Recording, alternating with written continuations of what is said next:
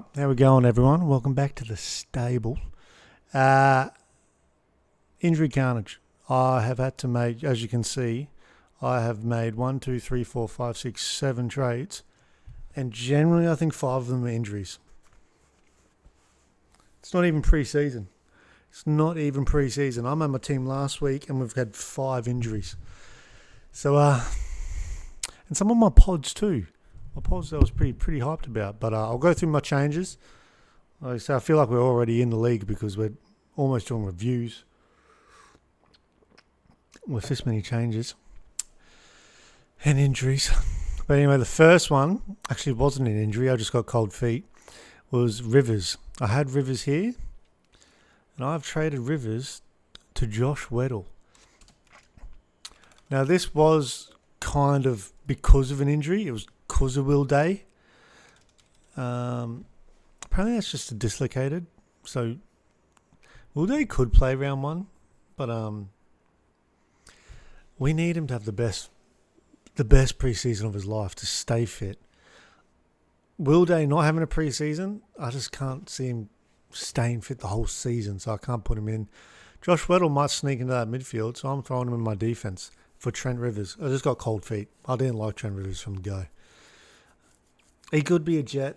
Trent Rivers could get the role at Melbourne, but in pre-season, if he has it, I'd have to rethink it. But if Weddle has a midfield role, then I'd rather Weddle instead of Rivers. The first midfield I trade was Oliver.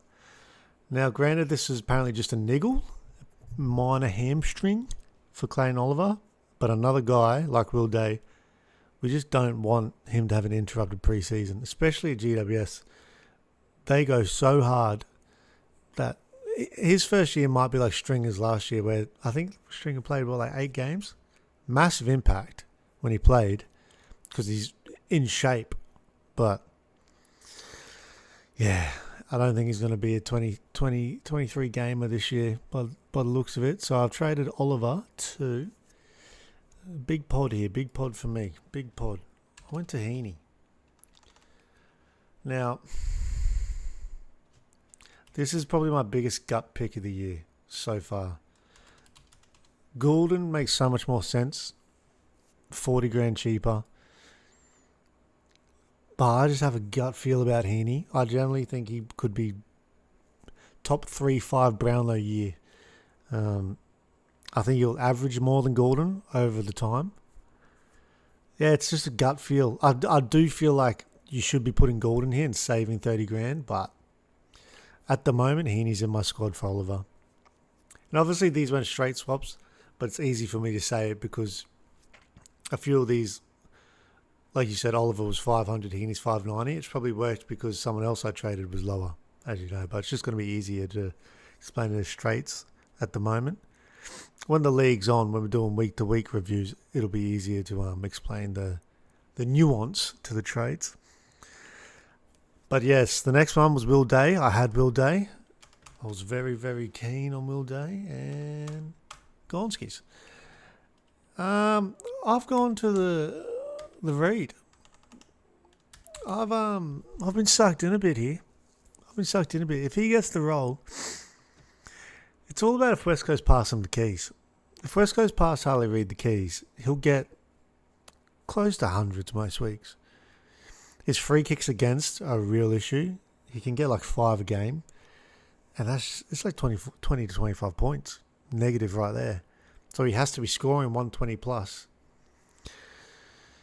But at 380, right now he's in pre-season watch. If he's got the keys to the midfield, I think a lot of people have him in, to be honest. So, yeah, I've been sucked in a bit. He only averaged 70. I remember him popping off a few games last year, like 120s. But then to see he only averaged 70, you're going, he must have dropped a couple of 50s in there. So, but for now he's in, and he came in for Will Day. Another injury, and this was today actually. This one's a shocker. Curtin for Adelaide. Now, apparently that's not an ACL. They're pretty confident it's not an ACL. Dislocated knee. Still grim. But I don't think that's a year. But besides that, he got stretched off in training. We can't have him in our team right now. And I was pumped on Curtin as well, but we can't have him. Now, this is where I did a big trade down. I traded down to Finley McRae on my bench. So I'll just put it in. It'll figure itself out. Finley McRae, and then we'll refresh it. So I went down to Finley McRae, and then I also traded Langford. Cold feet.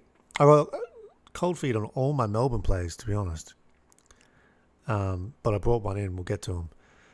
Cold feet on Langford. 380. I could just see him just doing 80 average again. Like, again, pre-season. I just don't think they're going to give him that third string centre bounce role. It's going to be Steele and it's going to be Viney. I mean, they could, but it's a wait and see. I don't know. I just got cold feet on Langford, and I flicked Langford to the horny one. The horny one. Now this is getting really Port heavy, but I'm not too stressed about Port heavy for the first 5 rounds, because if you know about their first 5 rounds, it is ridiculous. Port should be first on the ladder by round 5. Butters should probably have 15 out of 15 Brownlow votes if he doesn't get tagged. But that's right. So now I've got 1, 2, 3, 4, 5. I have 5 Port fielded at the moment for round 1. But yeah, the horny one. Horny one could do a lugger. Not many people have mentioned it. Maybe not to 120 average, but he honestly could go 105 to 110 average, which is a 10-point average jump. If he's in midfield more, it's just, yeah, it's a bit tough having all 3 of them, Butters, Rosie, and Horn Francis. But at the moment, he's in. That I don't plan to have all of them by round 5, and he'll probably be the one to go unless he's just lighting it up. And I do plan to, if Sweet pops off, he's my little plan to like trade. Like hopefully he gets like 600k by round 5, and I can trade him. Unless he's just going that ridiculous. But yeah, so Horn Francis is in, and that's a watch. That many Port right to start is a watch. Pre-season, obviously. If Horn Francis is forward 100% of the time, I probably will change that, but we'll wait and see. And my third bench player, I traded Draper. Sid Draper. I've just got cold feet. Even though he's a rookie, I just don't think he's gonna get that much time. I did a little bit. I'm not sure if Nix rates him. Archie comes in. He's going to be competing with Archie. Curtin went down, and if Curtin's out, Draper has much more room to fit in. So it's probably the wrong time to be training him out. But I brought in Smiley, and I know I've heard Smiley's had niggles as well, and I'm just kind of putting him in because I was red hot on Smiley last year. He just never got in through injury. Apparently there's niggles again, so it is a watch with Smiley. Massive pre-season watch. But from all reports, this bloke is a jet when he can play. So halfway through their rookie year, him and Lawler's rookie year, he was predicted number 1 pick. And then Lawler had a massive back end to their rookie year. When I say rookie year, they're under 18s. And I'm not sure if he got injured in that under 18 league as well, which is just a real worry if he's getting that injured already at such a young age. But he's in for now on my bench. That might change. But he's in. And I made one trade change in the forward line. And from all those mid trades, I had a little bit of money left over. I got cold feet on DeGoey, 320k, but he had a really bad year last year due to injuries and inconsistencies and all that. And then I really thought, was he ever like 100 plus average Supercoach scorer anyway? because I wasn't bringing De Goey in to stay at 320 to 350. So De Goey's gone, and I've gone Keziah for the moment. Pickett. Keziah Pickett. Another... it's because I couldn't put him in midfield. Another watch. I mean, he has mid forward. Don't get me started how Heaney doesn't have mid forward and Keziah Pickett does. Heaney was... Don't get me...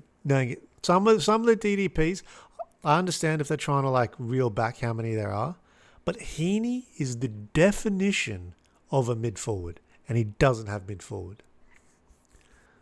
That pissed me off. But it is what it is. Back to Keziah Pickett. He, talking about lugger, so everyone's looking for the next lugger. Lugger went from 95 average to 119.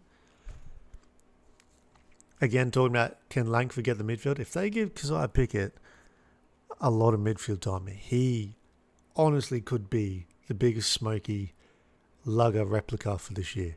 He could blow up to 115 average. If he's in that midfield a lot, I'd almost say he's a lock for 110 plus. So we'll have to wait in pre-season. Another one where pre-season you might see his team ownership explode. I haven't looked at the team ownership yet, but I know they're out. But yeah, Keziah Pickett. So if we go and save my team, so that's the changes there. I won't be fielding... why hasn't it done that?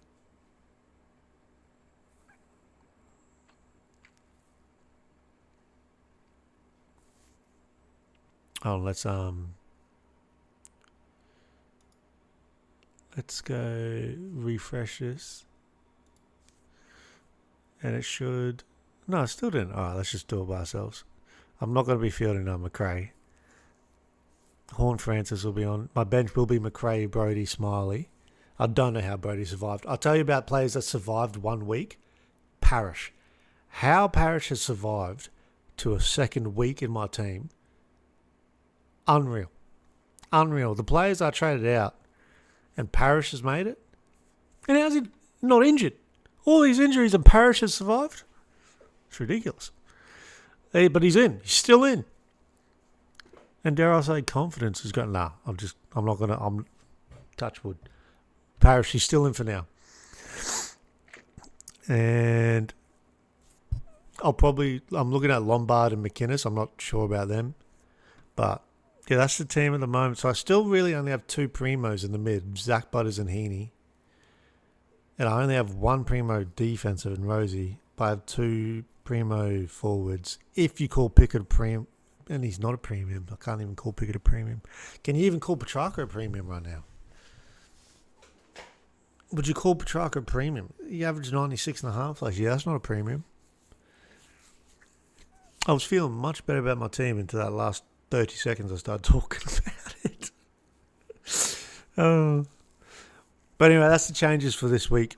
Again, at the moment, you got to give it a whole week before we start fiddling around because, there was injuries every day, and there's news coming out, so we'll wait and see.